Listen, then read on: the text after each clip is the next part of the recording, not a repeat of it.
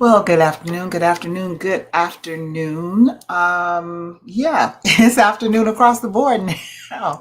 I had a lot of running around to do this morning, and so I did not have an opportunity to come on and do my live early in the morning. I am back home after a absolutely positively phenomenal week at the beach in North Carolina doing our latest spiritual women's the round table, the spiritual business retreat for Lioness Warrior Kingdom, and it was amazing. It was amazing. It was just what God promised it would be. It was transformational for the women that were there.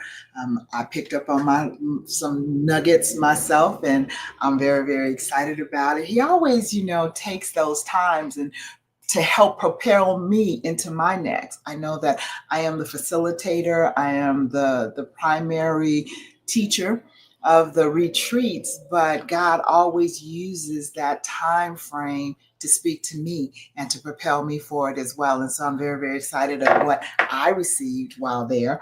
And I'm abundantly thankful for what the ladies received as well. My nugget today. Mm. My nugget today is, where is the ecclesia in the midst of all the noise? Oh my goodness. Like everywhere you turn, there's this post and that post, and this person has a comment, and that one is saying something. And it's a lot of noise. It is a lot of noise, chatter on both sides. Just and so the question is, where is the ecclesia in the midst of all of this? Because we, the governing body of God, are the ones that are supposed to be stepping in and bringing order to the chaos. And unfortunately, instead of doing what we were commanded to do, we are aiding and abating the clutter, the chatter, the chaos. Listen, I don't care what side of the political divide you're on. If you are not tapped in to the Spirit of the living God who gives life as a gift, some lives are good, some lives are bad, but God gives life as a gift. And you have gotten to a place where you cannot and I know I was saying this last week, and it's even more embedded in me now because it's just so much. If you are at a place that you cannot reverence life without agreement, I don't have to agree. Listen, I really, really try to stay away from political debates because I have very close people in my life on both sides. And the stand that I take and the side that I'm on is the side of God and the ecclesia, and it is our responsibility to bring order in the midst of the chaos.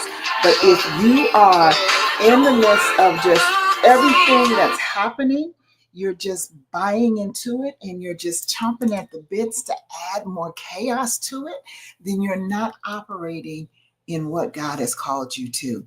I don't watch a lot of news. I'm gonna be really, really honest with you. Some of the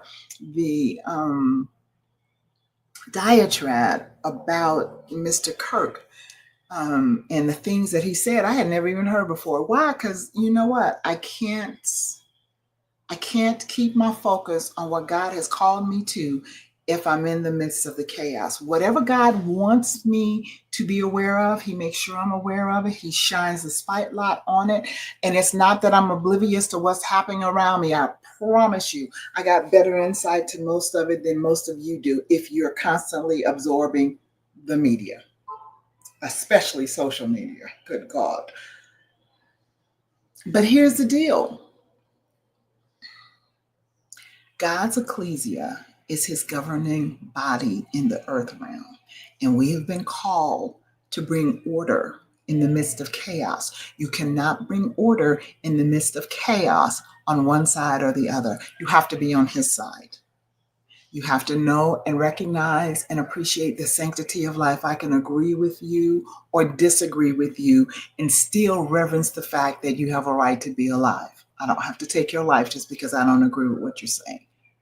And I would hope and think that you wouldn't feel like you had to take mine because you don't agree with what I'm saying. Because there's a lot of things that I got to say that God reels me in because he's like, no. I have my own personal opinions, but that's not what matters in situations like this. It's not my personal opinion, it's God's opinion. What is God saying in the midst of the chaos?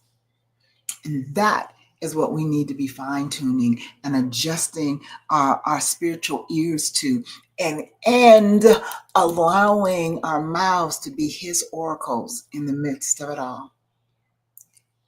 In the midst of it all, I see pastors and apostles and bishops attacking each other, and I'm just like, what in the world is going on?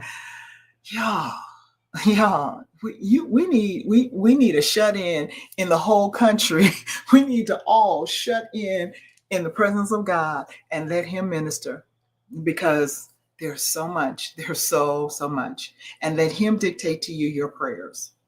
Now, obviously, certain prayers are mandated in times like this, and we already know that. But how you speak to the atmosphere, what you release in the atmosphere, should be released from the heart of God, not from your personal opinion. This is what I'm talking about. When you're an ambassador, it's not about your personal opinion. You respond to situations according to the country that you represent, and you are representing the kingdom of the living God. So how are you representing? That's my question to you. Now, I can't answer the question for you. That's you and God. But if you are his ecclesia, I am here to remind you that you're here to bring order in the midst of chaos, not add to it. That is my nugget for you today. All right. All right. I love you with the love of Christ. Happy, marvelous Monday. And Lord willing, I'll get with you a little bit earlier in the morning. Okay. All right. God bless. Bye.